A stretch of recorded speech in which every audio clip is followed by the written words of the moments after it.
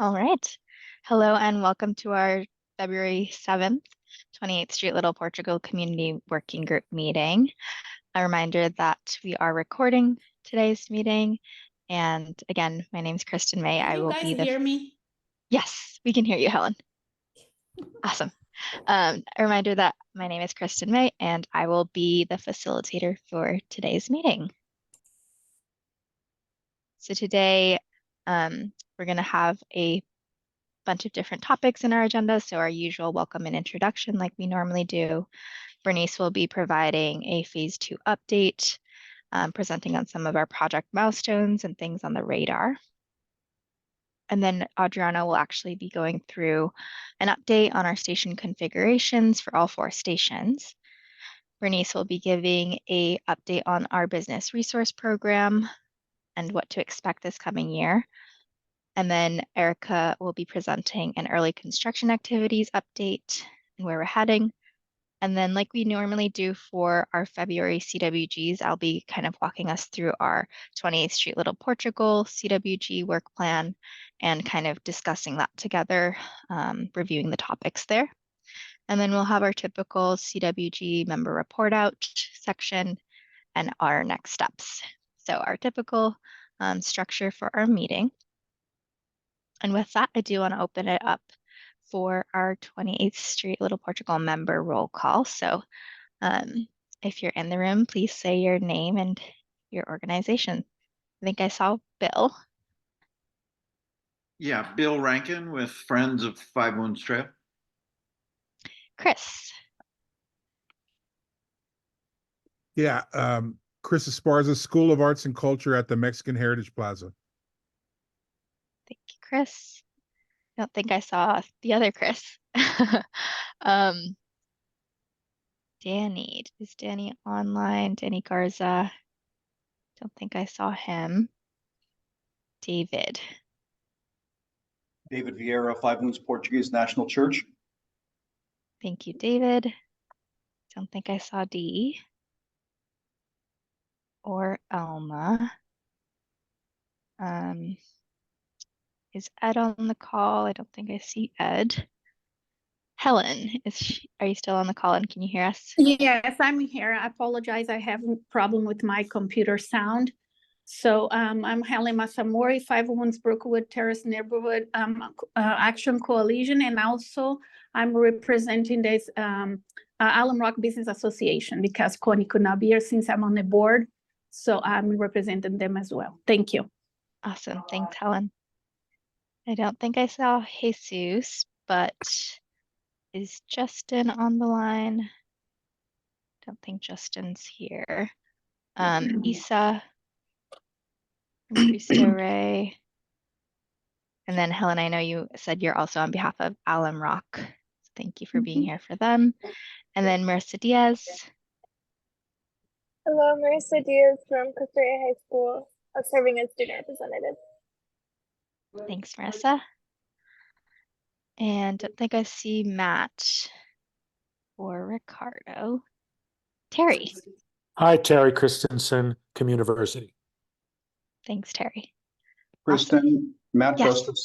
Matt Gustafson moved out of the area, so you should approach Somos Mayfair for a different representative. Okay. Thank you, David, for that update. Will do. All right. Thank you for attending today's meeting. And those of you who said a friendly hello. I do want to take us into our upcoming meetings. So our next 28th Street Little Portugal meeting will be on May 15th.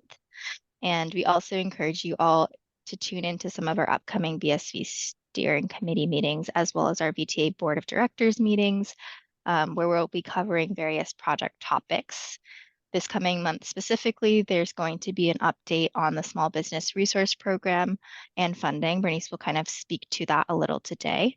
And as always, I will be emailing out alerts as other meetings and milestones arise. So with that, I do want to pass it over to Bernice for our phase 2 update. Bernice, over to you. Hi, good afternoon, everyone. First, I'm gonna share a little bit on the FTA risk assessment. You may have been reading little bit about this in the media. We, as a project, as part of being in the process to qualify for federal funding, we work with a project management oversight consultant. They are hired by the FTA, and we have monthly meetings with them, and they are sort of like our auditor. They really look at progress project, the implementation team, management capacity, our accounting for cost, and then another aspect of it is looking at the risks, right? And the risks are things that would be associated with things that could change the overall cost, extend the schedule, and maybe unanticipated things that you run into. So we had a 3-day workshop a couple of weeks ago, and the FTA came out along with the project management oversight consultant, and we went through all of the major aspects of the project, and then they went through and we shared the risks that we keep track of on a risk register that we as a team develop and identify all the potential risks the project could run into, and then they identify risk and we kind of compare those and mesh those, and similar risks identified. And now they take back everything from that meeting, and they will then take our current budget of 12.2 billion, and they could add more risk to that, which then could equate to bumping that up slightly. So we expect to get the results now that they've taken everything back from the workshop, and then they do all their analysis, and they're due to get word back to us, I think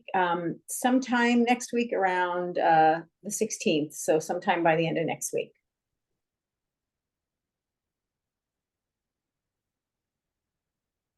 These are all the risks that were identified. Some of the bigger major risks, one of them was making sure that we have the launch facility ready for when the TBM machine comes, because that big shaft that they're going to build that is part of the early works, that has to be done and dug and excavated, because they actually place the TBM down into that shaft. So it basically is the precursor for all tunneling activities to start. Other types of risks that they might look at would be things like availability of labor and just the current labor environment, any kind of testing and commissioning delays. And then, like I said before, like the overall program and staffing capacity to support the project throughout the duration. And that is like an example of the risk register. So just a myriad of items. And then we look at like, what are the potentials? What could be the time implications? What could be the cost implications? And what is the probability that the risk could happen? And then that's how we sort of identify the significance of those risks.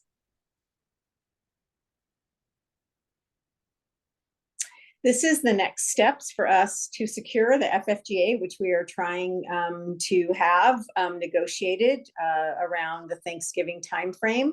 Right now, as you can see, we're in the process for that risk assessment and get those results in February. Once we get that, then that is when we basically take the next step, and we go into the next step of the process for that grant agreement, and that's to get into the engineering phase of the Federal New Starts program.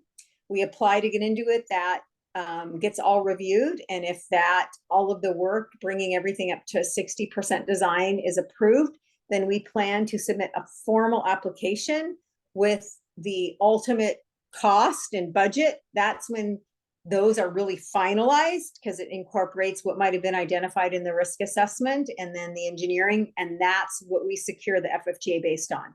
So we need to allow them approximately about 3 months for them to execute the FFGA. So we're submitting that sometime in the summer timeframe and hoping to have it executed late in the fall, early winter. Next slide, please.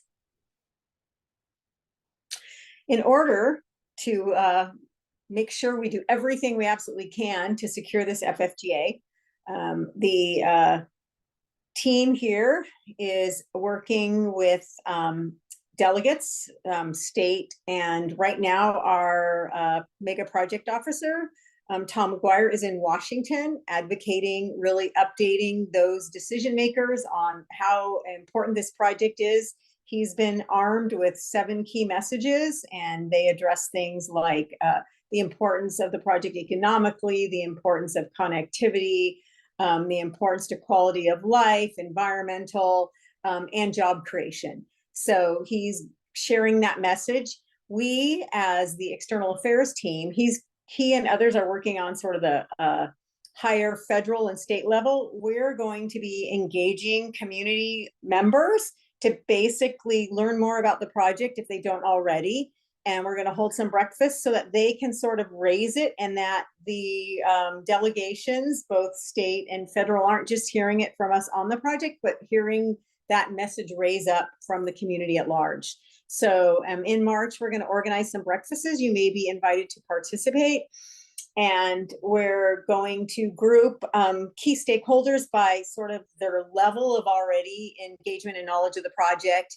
We want everybody ultimately to be at the highest level, but there are other individuals that haven't had the opportunity to be on a CWG that maybe really could help advocate. So we'll have them grouped separately from like the members of the CWG who get regular updates and are more familiar with the project. So that is what we're doing on the external affairs team side.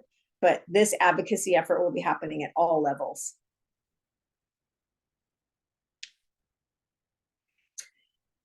Mentioned earlier, there's been quite a bit of news on the project. Some of it was really about the funding. There were the Auditor General's report that they released prior to the first steering committee meeting, and also the mayor talking about possibly truncating the project, maybe reduce cost. I just want to kind of clarify that the project that we have that we're applying for federal funding right now is the 4-station 6-mile project. That's the project that's been environmentally cleared. That's the project that we're advancing to 60% design, and that's the project that we're asking for the federal funding. If we change the project, anything like take away a station or change the alignment, that becomes an entirely new project. So that would significantly delay it, and then we'd have to start the whole process again. We'd have to advance design on that. We'd have to environmentally analyze that. So it's not like you can just change or make a adaptation to reduce cost. So just wanted to give a little background on that.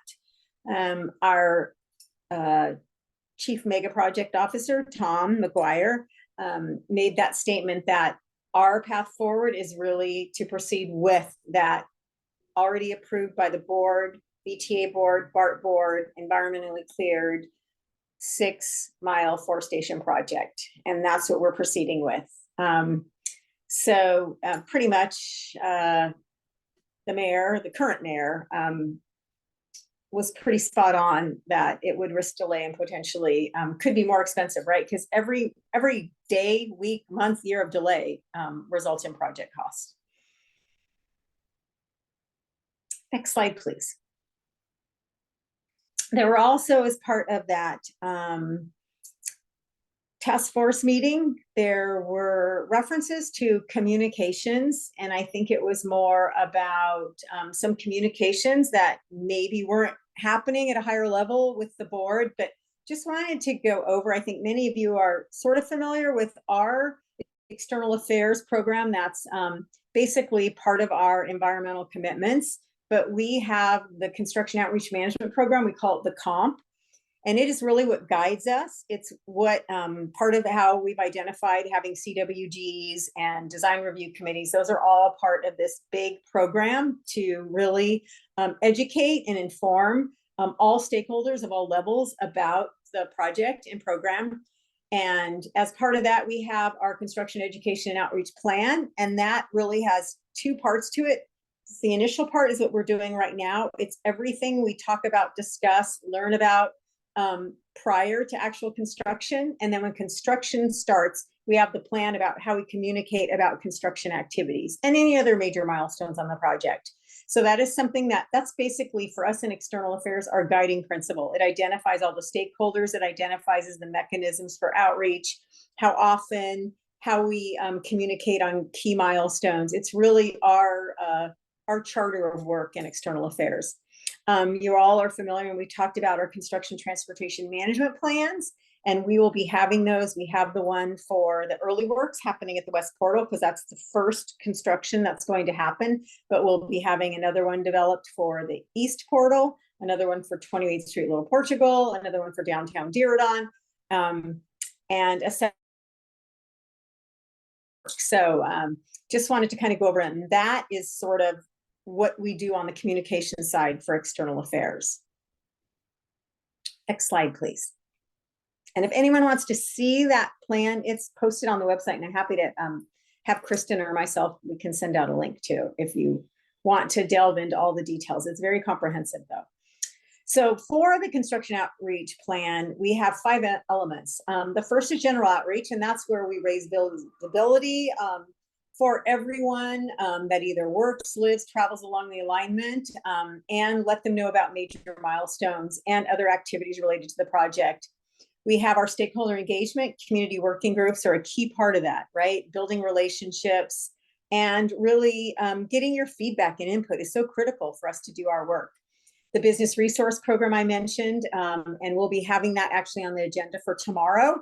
It is the program that we have worked very diligently over the last 5 years now to really help support businesses when we start major construction. And we all know how vital that's going to be. We've received lots of very critical input from this group, from the Small Business Task Force, and from other stakeholders. We did a draft presentation to some of the board members, got further input, and we made adaptations to that program to really be responsive and feel like we're putting together a program that will meet the needs of the small businesses and really demonstrate that we've listened, we've learned from the past, and we really are committed to delivering this project in the least impactful way possible. Placemaking and activation, that's really about letting people know that while we're going to be doing construction, everything is still going on. Businesses are still operating. We want to raise visibility. We want to keep people coming to downtown. We want to keep people coming to little Portugal neighborhood. So just letting people know that while construction is going on, so is everything else still. And then on our radar is where we coordinate with other projects and developments and just other things happening. Just us keeping a pulse of everything that's going on around us with the project. And next slide, please. Design review committees. So we have design review committees for each of the station areas, and they are another environmental commitment. And the design review committees are really to get input on how you visually experience the station. The technical aspects of the station are really driven by the BART facility standards, and that's like the functionality of the station and where all the equipment will go and the fare gates, and also aligned with planning efforts and how you move passengers. So that's a very technical aspect of planning the stations, but where we're engaging the community and key stakeholders is on the visual aspects of the station, how you see the station, how you experience the station, how you feel about the station. So we have some guidelines for that. And I know some of you have participated in those design review committees, but the parameters are that it's got to fit in with our current budget. And also we have to look at the long-term implications of anything that we design into the station, how that will affect operations and maintenance, right? We want to make sure that any aesthetic treatment is going to be able to be maintained and is not going to have any severe, significant additional cost to do that. And the Santa Clara Station DRC, we made some significant design changes to the configuration of that station. We got a lot of input, and as part of our looking at innovations and really doing some value engineering, we were able to bring that station platform basically to street level at grade in the center of the tracks, and people will access it to basically from the very end of the line. And this way they don't have to go up and over any tracks. So in doing that and redesigning that, which is really a improvement for the overall passenger experience, we had an opportunity to kind of take a step back on that and look at some of the other station aesthetics. So we brought the Santa Clara station kind of up to speed on those things, items that we needed to incorporate into 60% design for that FTA application. And then we also incorporated some of the other aspects that we're going to be having the other station design review committees look at, things like landscape and lighting, benches, and things like that. Next slide, please.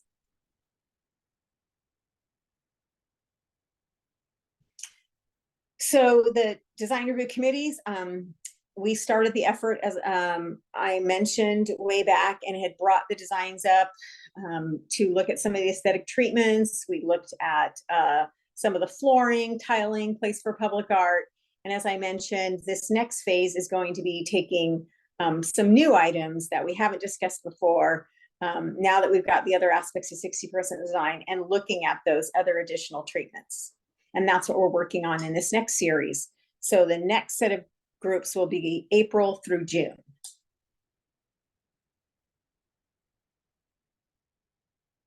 These are the elements that I had talked about for 28th Street, Little Portugal specifically.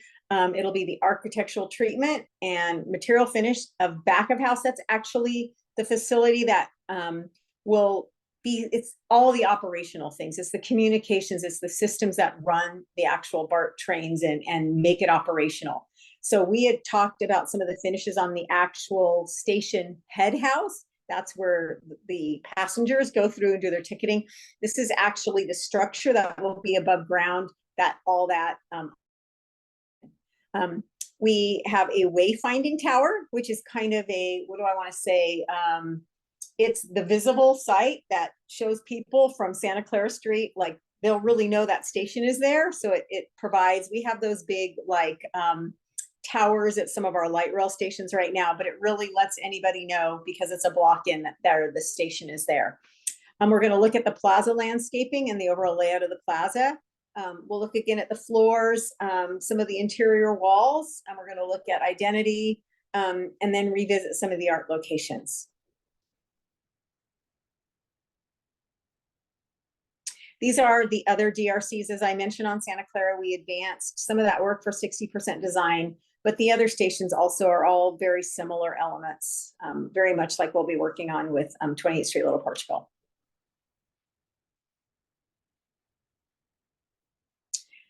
I just mentioned the schedule. We'll start those back up in mid-April and go through June. And then once we get all of the DRC member input and land on sort of where we're going to proceed, then we're going to, like we did on the initial phases of design review, take it out for broader public comment and really raise the visibility and get more feedback and take a pulse. Like, did we hit the mark? And so we'll be doing things on the website and maybe some pop-up meetings like we did before. Awesome. Thank you, Bernice. Thanks for that phase 2 update. I do want to open it up to you all as a group if you have any questions with regards to the content that Bernice has presented in this section.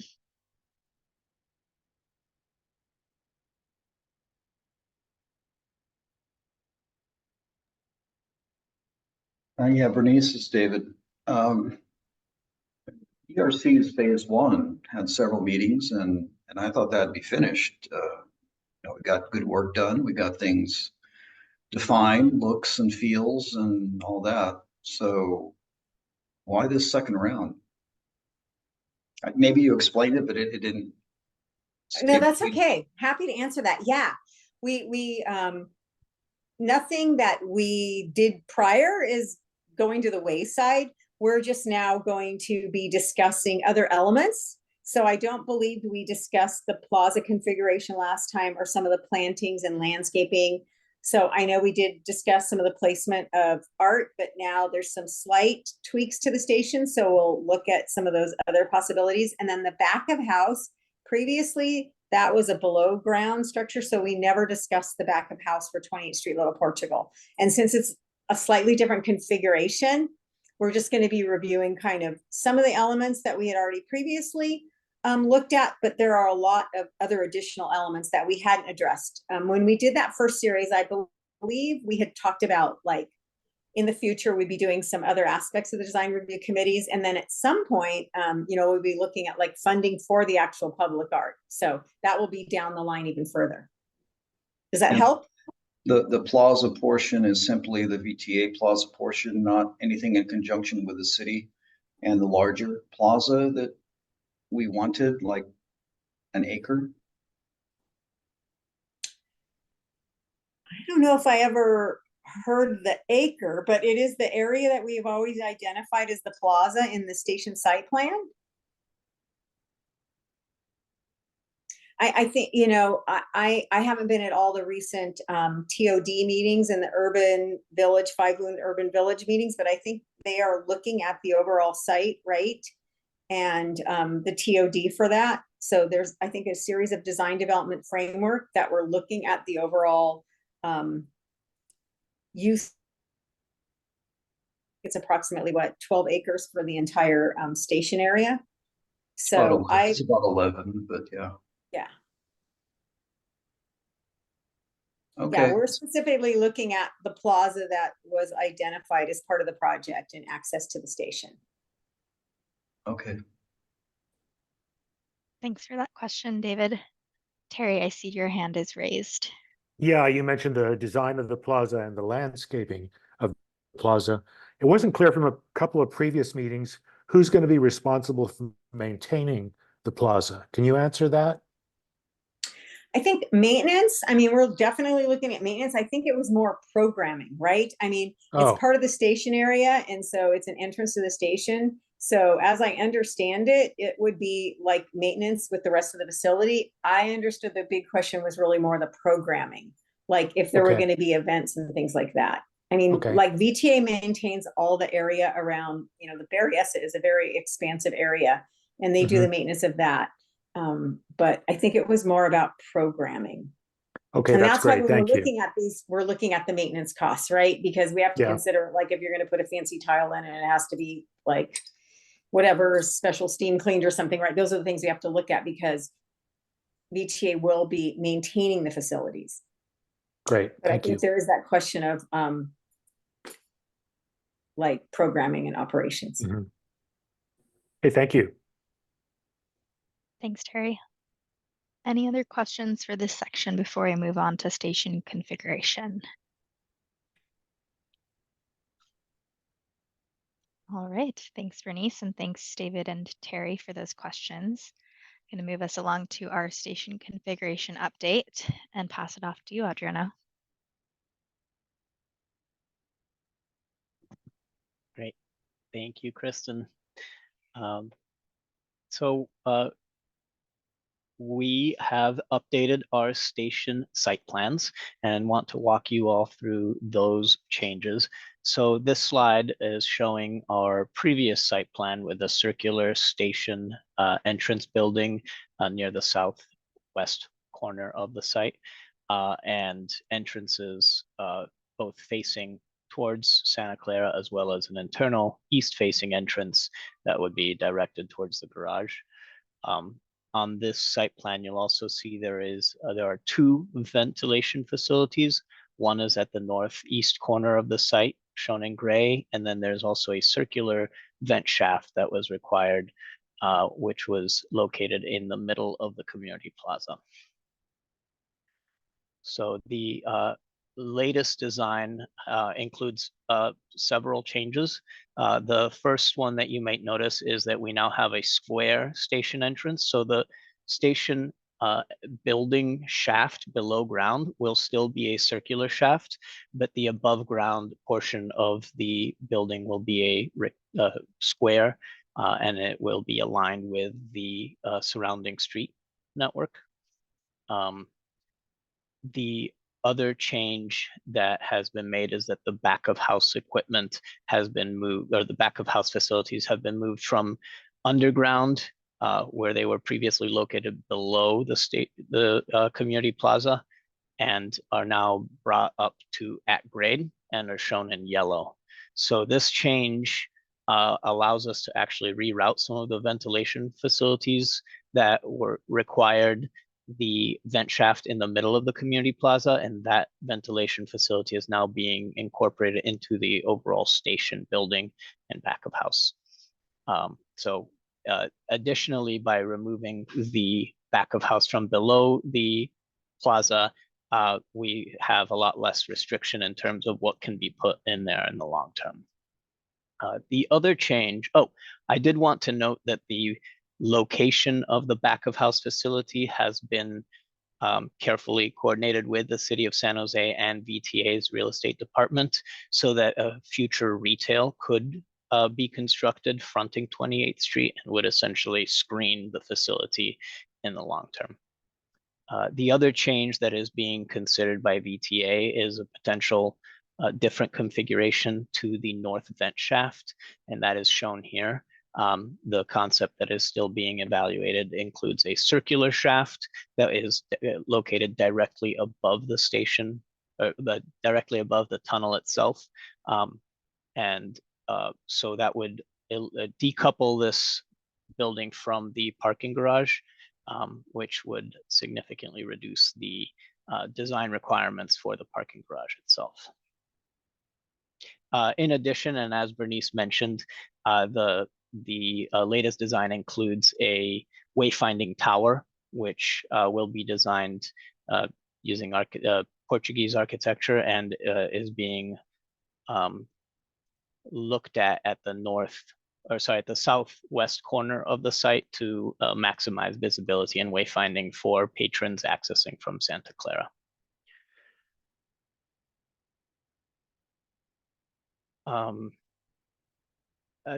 David, I see your hand up. If we can circle back once I've gone through, we certainly know there'll be discussion on the 28th Street slides. Just like to kind of go through the remainder of the stations for now. If you have a clarifying question, I will take that now, though. No, I have several, and they can wait till you're done. All right.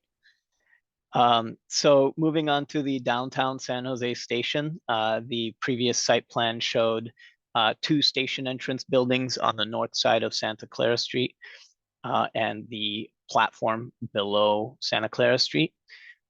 As you might have heard, the VTA was able to confirm that all projected passengers could be accommodated within the single primary station entrance building.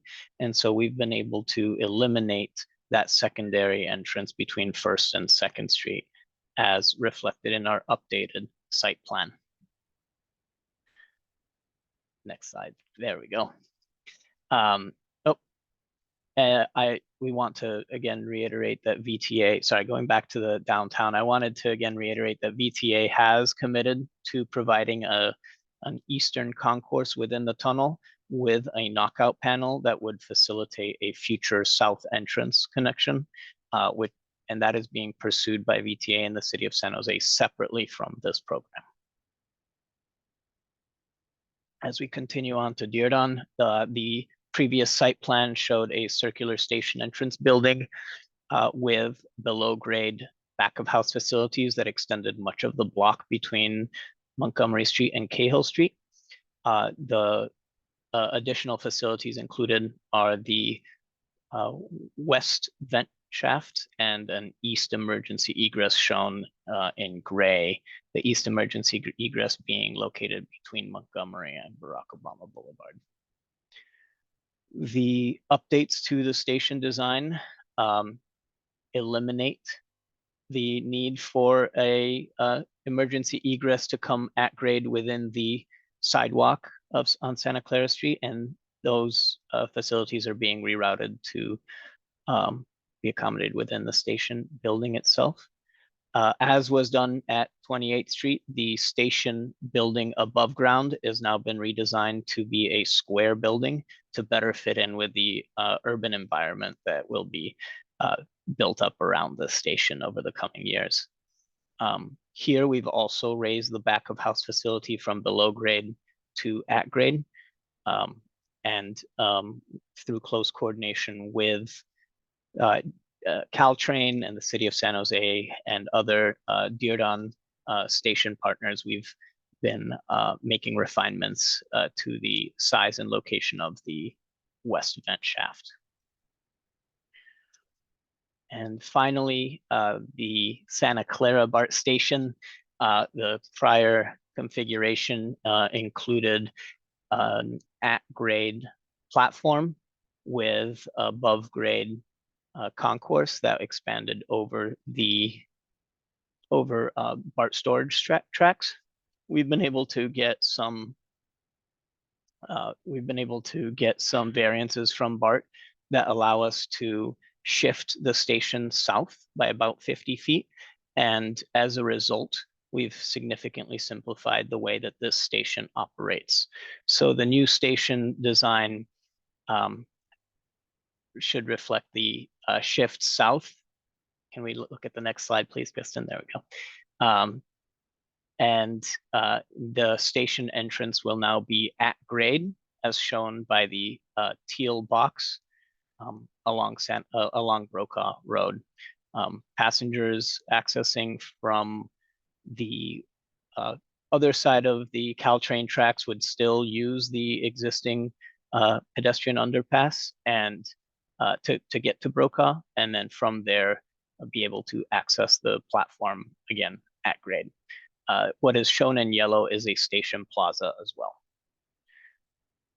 So the prior configuration of the station required passengers from the east, or sorry, from the north, from the east, so to the left, to go up one story and then over to the fare gates and then back down to the platform. And for those accessing from the west through the pedestrian tunnel, they would have to go up 2 stories through the fare gates and then back down through a series of escalators, elevators, or stairs. This new design instead, as mentioned, really streamlines that access. So passengers will essentially be able to enter the platform and fare gates at grade, as shown here. The new design also maintains the bike station, and the garage will continue to extend over the BART storage tracks. Elevators will be provided for the parking garage only. And Awesome. those are the updates to our stations. And I see, David, and you had some questions. So. Yeah, 28th Street, Little Portugal, going from circular to square is kind of a big deal. What's the difference in square footage? That's one question. Secondly, the back of house, what's the square footage of that? And with VTA wanting to maximize TOD, I'm wondering why you would waste above ground space on infrastructure if you didn't have to. Yeah, I'll take that first question, and that is that the overall square footage of the station building has not increased significantly. It is still a little bit larger than the circular shaft, but we don't anticipate that to be as significantly larger. The square shape is significantly more constructible, as it doesn't require specialized pieces for the various parts of the building. The back of house being moved above grade, that I believe the square footage for that is about 20,000 square feet. I'll need to circle back and confirm with you what that is. And really, this provides significant benefit for operations and maintenance. It provides better access to the facilities that BART will need to access, such as the ventilation fans and various equipment. We've been coordinating closely with VTA to ensure that this could be accommodated within the DDF and wouldn't conflict with the long-term vision that the DDF has developed. So we recognize that this will have an impact on the surrounding TOD. We think that this is balanced by the reduced construction and excavation that would be required for that back of house facility, and we see that as an additional benefit to the surrounding community. What I see is VTA it has a $12.2 billion bill, and they're trying to balance it on the backs of the community. 20,000 square feet is up to double the size of a Trader Joe's. Trader Joe's go from 8,000 to 15,000 square feet. 20,000 square feet. I can't see how TOD or the city of San Jose would be okay with losing 20,000 square feet of buildable above ground. And frankly, I can't, as a community member, I will not support when you march us out to talk to people like I saw earlier in a dog and pony show. I'm not going to tout the benefits of VTA saving money by taking up 20,000 feet above ground, which could supply us a grocery store, which have been for decades in dire need of. Yeah, thank you for those comments, David. Certainly, we certainly hear those concerns, and we'll make sure to relay those on. Are there any other questions or comments? Bernice, did you want to chime in and talk about the Yeah. conversations we've had with VTA, TOD, and City of San Jose? Yeah, I mean, I think as Adriano mentioned, the reason that it's set back where it is it was placed for sort of optimal placement to accommodate what TOD could be accommodated, the depths and everything. They worked like what kind of establishment could be in front there facing 28th Street so that you'd have the depths. I think it's really important to note also about the overall long-term maintenance and access. So it's not like just a construction cost savings. It's really long-term. So it's really looking at taxpayer dollars over the long run about the maintenance and access and what the operational costs will be for this facility. So I think in looking at costs, yes, there are some cost savings because yeah, it is less expensive to put something above ground than underground, right? And it would have been underground. So there would have been limitations, I believe, to what could have gone on top of it before. So I'm not sure of what those constraints were, but anything that is over any part of the operational system has constraints, and it has very stringent development requirements. That's why there's not TOD going over a lot of the facilities, or there is not TOD over BART stations, because the cost to build and to put in the earthquake and other standards is like cost prohibitive to develop above it.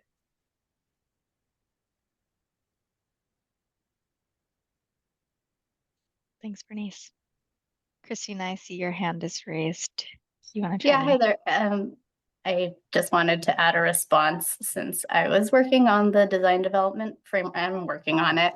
And I just wanted to note that there was a push and pull between our teams, and that the BSB team did really work to accommodate, making sure that there is still feasibility for TOD in that station block, in that parcel. So the space that you see that's fronting 28th Street is still a dimension that is feasible for a standalone TOD development adjacent to the back of house.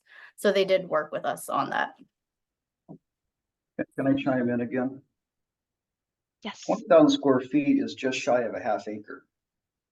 And if we're going to sacrifice a half acre for something that was underground before, we better darn well get a decent sized plaza for our initial wishes of the original BART station area community concept plan.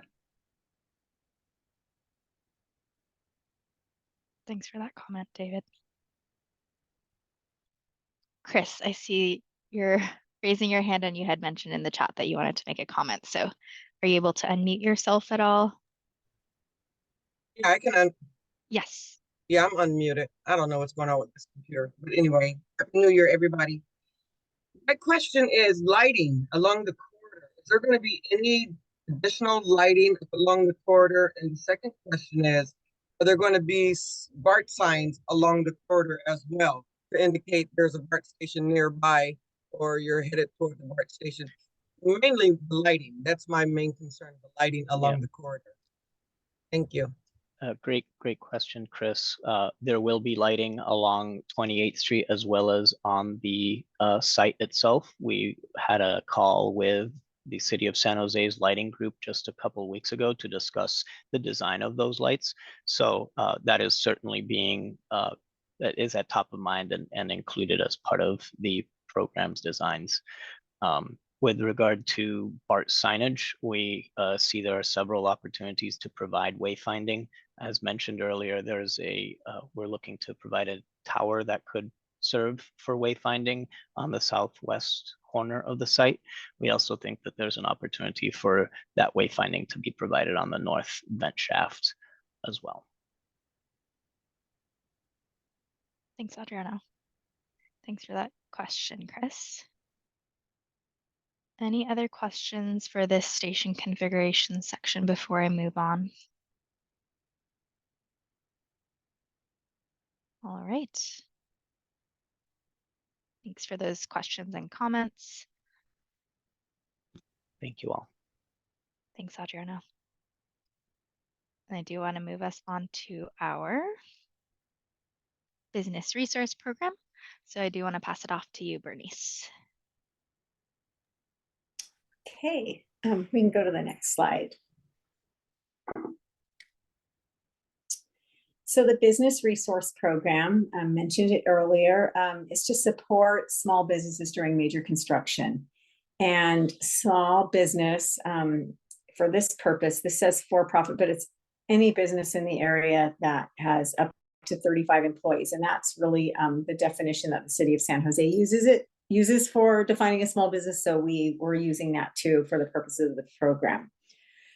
So as we talk about the program, I want to just remind everyone, one of the reasons the innovative single bore tunneling methodology was first explored was because it was a way to build this project that would reduce some of the street level impacts. So we now have that construction method plus this program really committed to helping these businesses thrive through this so that they can enjoy the ultimate benefits of being located in close proximity to the future BART stations and the ensuing TOD that happens around the area as well. You can go to the next slide. So the business resource program has 4 elements to it. The first one, and you just talked about wayfinding and signage. There will be the wayfinding and signage identifying where the future BART stations will be, and that is to help people get to the service. But we are also doing a program for signage and wayfinding to ensure that there's visibility for these businesses during construction. So if we are going to say having a haul route or something right adjacent to that, we will make sure that there's prominent signage so people, if a view is blocked or something, that they know that business is there. So that's one element of the program. The other is the shop local marketing. This is a campaign that we will be using various advertising mechanisms, VTA's website, other paid for ads and such, to really promote these businesses. There's also a little contest that we'll be doing using our transit assets to advertise these businesses, but really help them like maintain and even expand their visibility during construction. The third aspect of the program is the small business resource, connections and support. We're going to be working with the community-based organizations in the area to help some of these small businesses with things like building a website, how to do social media, how to purchase and procure advertising, maybe even how to get help keeping your books. So important aspect of this program is, and some of the feedback, that we are going to use a majority of the funds. We're going to be going to the board and asking for $15 million. And more than 80% of that will go directly to support the businesses and these other programs. And just a very small portion of the 20%, of which that 20% will go to pay the community-based organizations for their services, and then a portion of that will go for the administration of the program. So the majority of the program will be for direct financial assistance. And that's what that last element is. And that is that portion of the program. We're gonna, once we get board approval for implementation of the program and the funding, we're gonna start basically going out and meeting with all the businesses, getting them to opt in. So the initial efforts of the program will start in the next couple of months, and then the actual direct financial assistance occurs when the major construction activities happen, and it won't all be in the same place at once. So there may be an area that there's more businesses applying for that because there's been more construction activities. So that'll be kind of fluid and sort of follow the major construction of the project. Next slide, please. This is the schedule. So as I said, we're looking for board approval on the cost and program this month. We're going to launch the program shortly after that, and then we'll be going out, like I said, we'll have a business liaison. They'll be reaching out to the businesses, better understanding their needs, their current environment, delivery schedules, hours, everything that we need to know. We'll let them know about the program. We have a brochure, a fact sheet, so that they can really understand the program and all the ways that they can access the different elements of the program. Thanks, Bernice. Any questions with regards to this business resource program section? Helen, I see your hand is raised. Yeah, sorry, I don't have the little hand on my computer. I can see.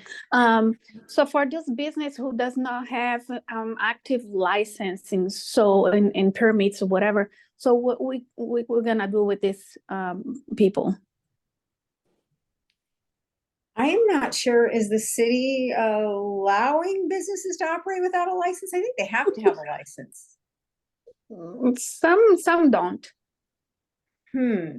I need to follow up with legal on that, because I Okay. don't know whether we can support if because I think it's illegal to operate a business without a license. I'm not sure. I don't know the legalities. So I need to check with legal. So I'm not sure if they don't have a license, if we can Yeah, I'm not recognize sure. them. I'm not sure all of them, but couple that I know, but we are encouraging them now to get licensed, but just in case if they don't. And maybe that's the first thing we do, right? Maybe Okay, that's the yeah. first thing we do is we work with them so they can get licensed, so they can qualify for the program. But that's a really good point. And I'll check for our legal team, but I think that's where we give them that technical assistance, because lots of times it's the barriers and they're not sure how to access that.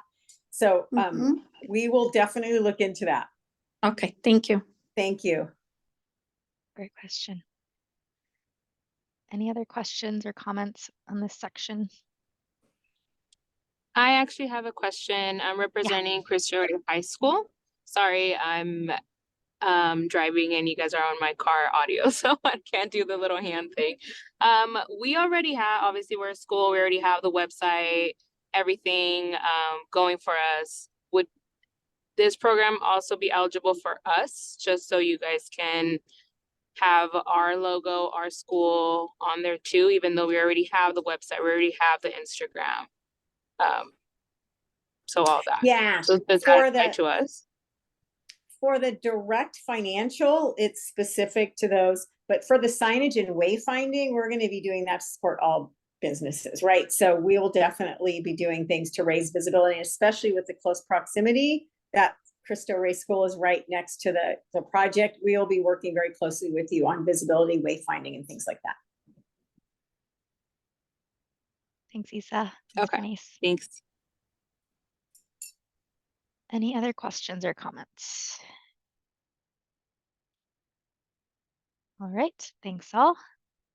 And with that, we're going to move on to our early construction activities section and pass it off to you, Erica. Great, thanks.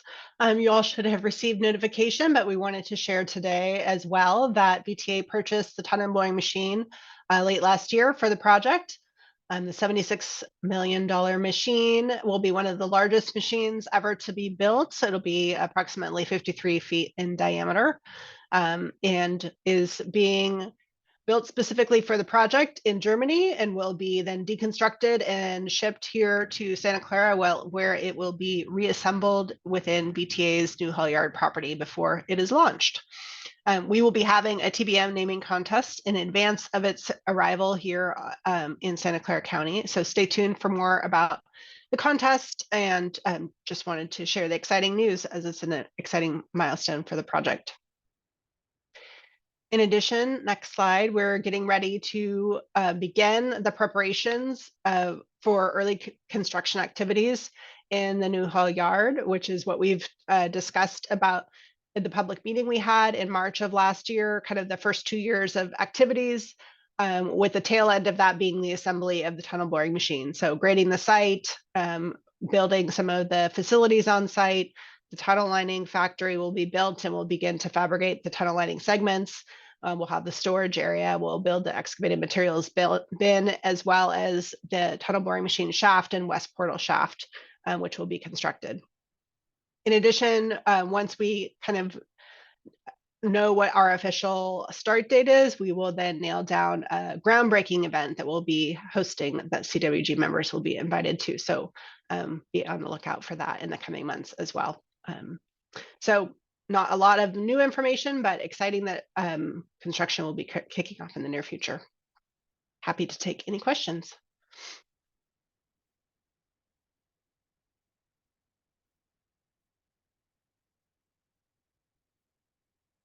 All right. Looks like no questions or comments. Looks like you did a stellar job, Erica.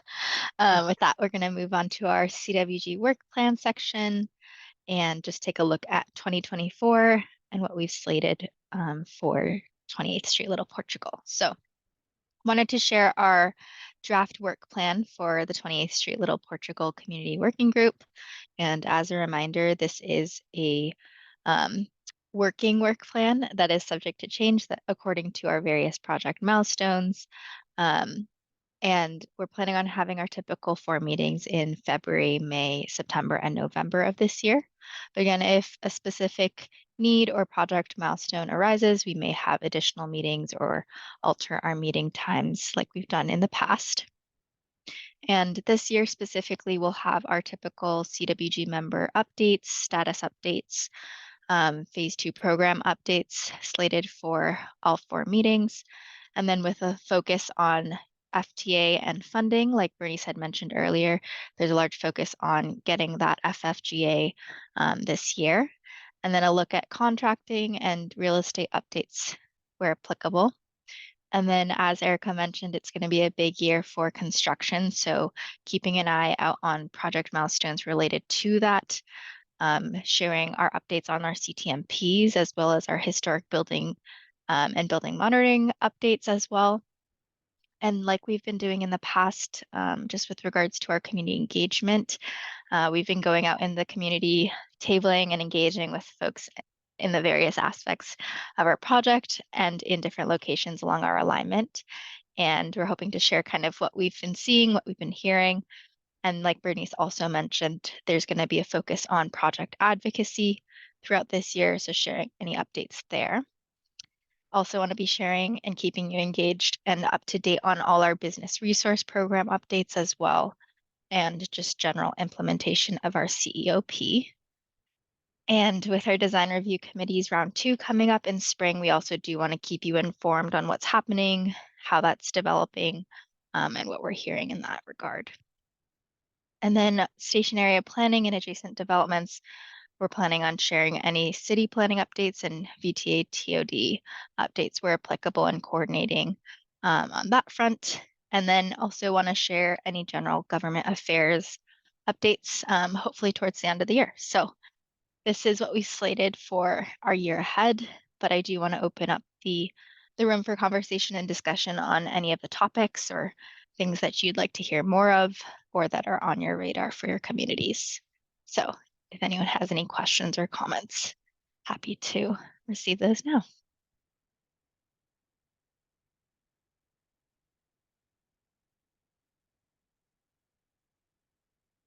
All right. I guess no questions and comments. And again, I did email. Oh, sorry, it's kind of late. My computer no is doing worries. its thing this Jump year. in. The last meeting that we had, we were on 2 East Santa Clara, that meeting that we had. There was a lady that was there because my question was about, again, small businesses being affected, by all this that's going to be going on at East Santa Clara Street. And she mentioned that there's going to be grants available. But I don't know who she is. I don't have her contact information. She had me scan a QR code, and then I checked later. It didn't happen. Either way, do you remember who that person was that was saying that there's going to be grants available to help small businesses? Is this with regards to the small business resource program? I can't remember. It could be, but if you know who she is, could you send me her information? Because I came up in one of my meetings, and I'm gonna have another board meeting on the 19th. and I would like to be able to share with them some feedback. And because we got a lot of stuff going on here on East Santa Clara Street. We're doing a lot of renaming and the whole bit, just trying to get it reactivated and all that fun stuff. Because I wanted to talk with her to find out, because she was saying that they want to help small businesses. We would like to include her and BART also, because I was able to acquire a $30,000 grant for the association to hire muralists to do artwork along the corridor to combat graffiti and all the ugliness, you know. So if you have her information, or if anybody know who this mystery person is, if you could email it to me, I'd appreciate it. Thank you. Chris, I believe from what you're describing, you may have actually met our BSV Eat member, Rachel Hennessy. She may have been the one who met you and kind of chatted with you on the business resource program, but happy to connect you with her. Okay, great. Thank you so much. Yes. Yeah, and Chris, that's the program that Bernice was just talking about. That's going to be presented at the BART Silicon Valley Steering Committee meeting tomorrow at 12:30. Who's a subset of the VTA board, and then it will go to the March VTA board meeting as well. So we'll happy to connect you with more information, but you can find out more there as well.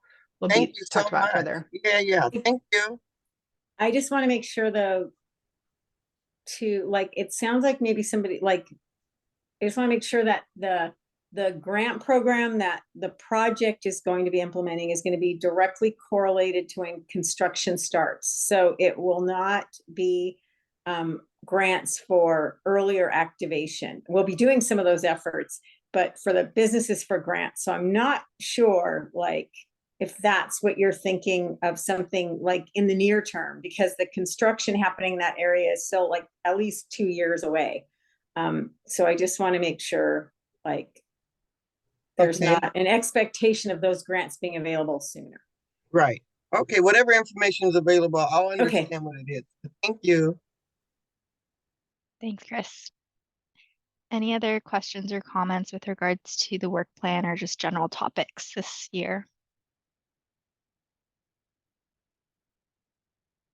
If not, we can move along to our CWG member report out like we normally do, but I do want to jump in here and share that we've updated and revamped 6 of our project fact sheets, and we'd love to partner with you as we launch and distribute these resources. And so later this week, I will be following up and sharing some links to these fact sheets for you to share and distribute within your communities, just to keep them informed on our latest and greatest, and see where we're at with our project. So would love your partnership in this, and also your feedback as well.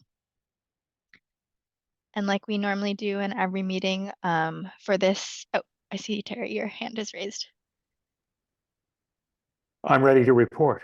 Oh, amazing. So for those of you, I'm going to just tee it up for folks that are relatively new to our group, but thank you for your eager hand raising.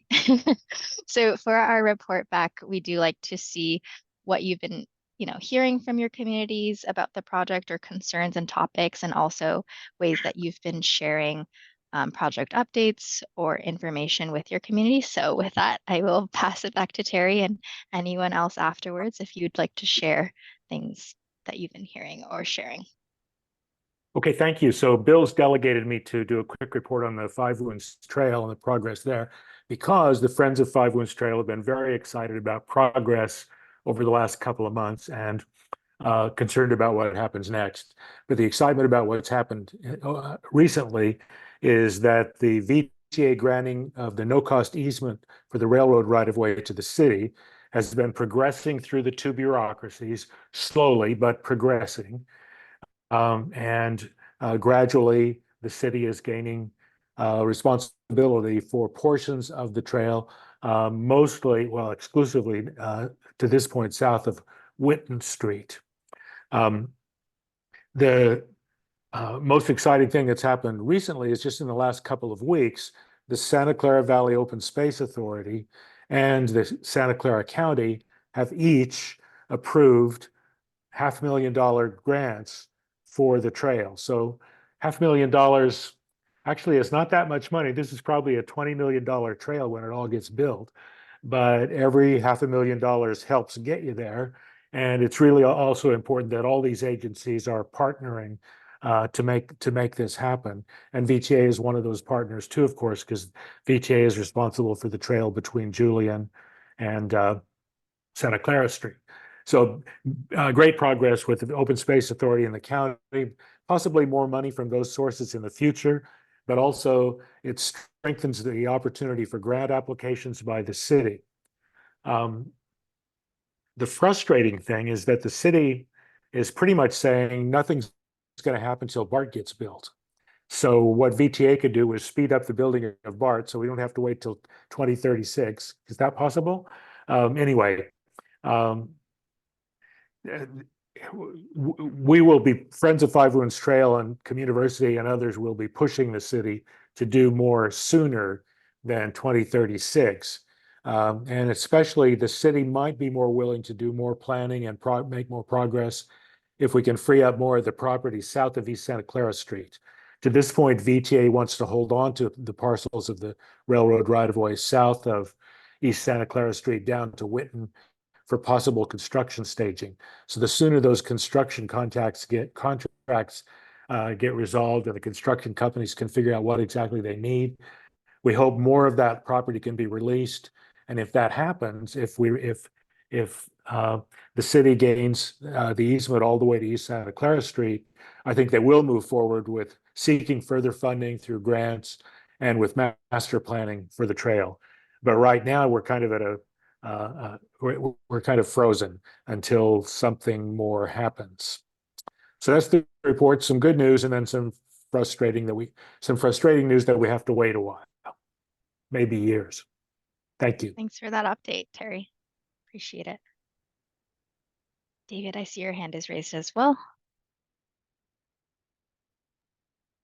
Yeah, word on the street is that the Monarch Trucking property will transfer to VTA in March.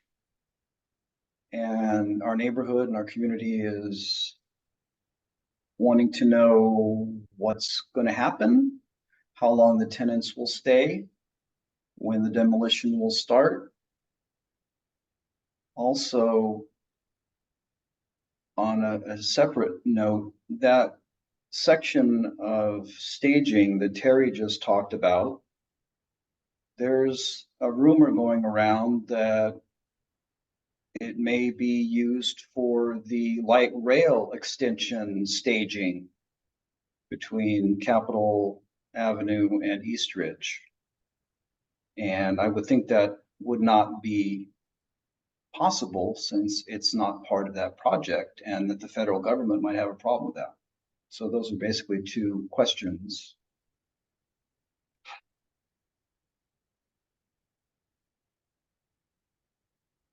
Thanks for those questions, David.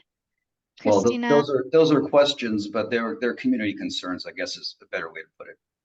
Yes, thank you for flagging those.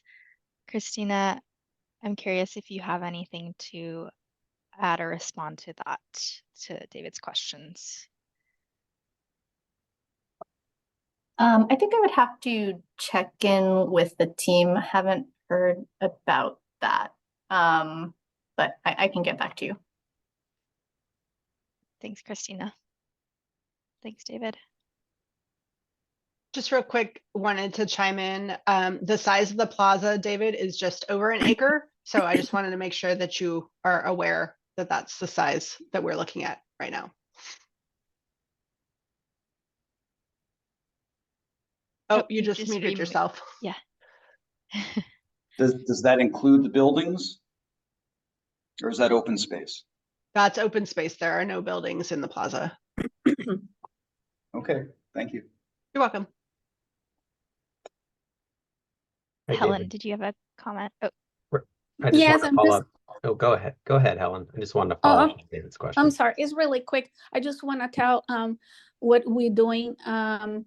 Today, the Alum Rock Business Association, we did business walk and we talked to the business, and a lot of businesses are still concerned about the project. A lot of people don't know what's going on, so we needed to get the business more involved and let them know what's going on. And Connie had a comment this morning. She's in there today. She just got in the meeting, but she said some business were concerned because they said the business is down since they heard about the BART coming in. Even if it's still a ways to go, people are not going there. So Connie can clarify more because since she met with the people today. Good afternoon. Hi, this is Connie.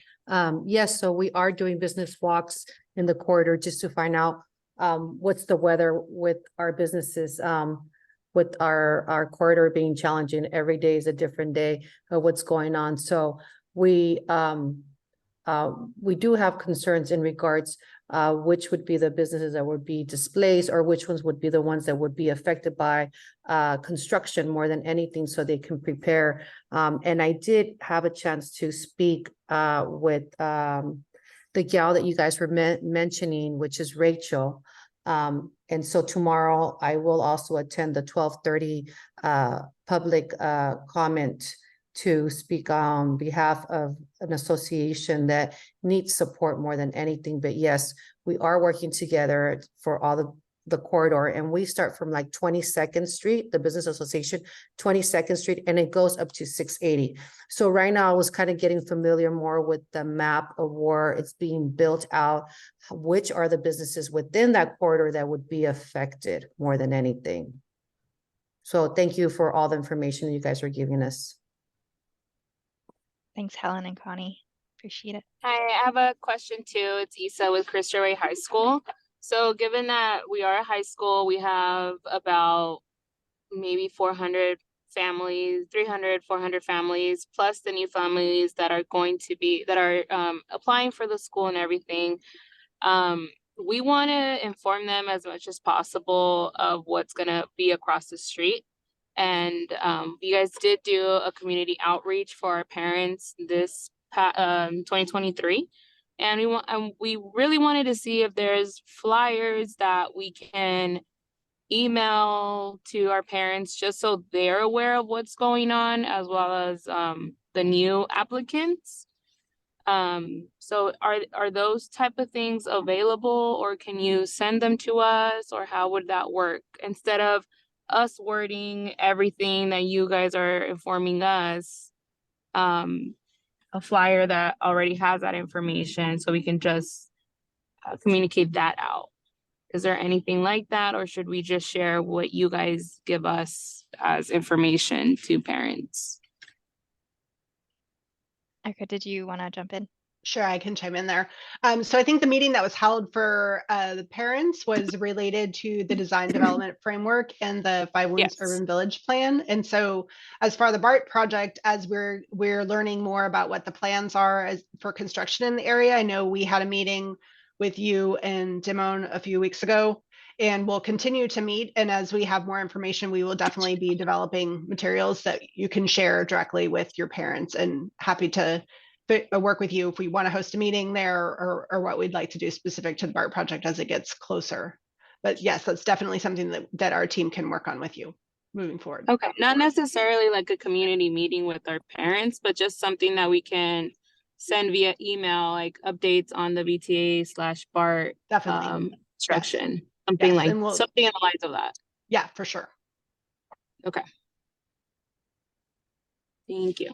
You're welcome. Helen, I see your hand again. Yeah, sorry, I have another comment.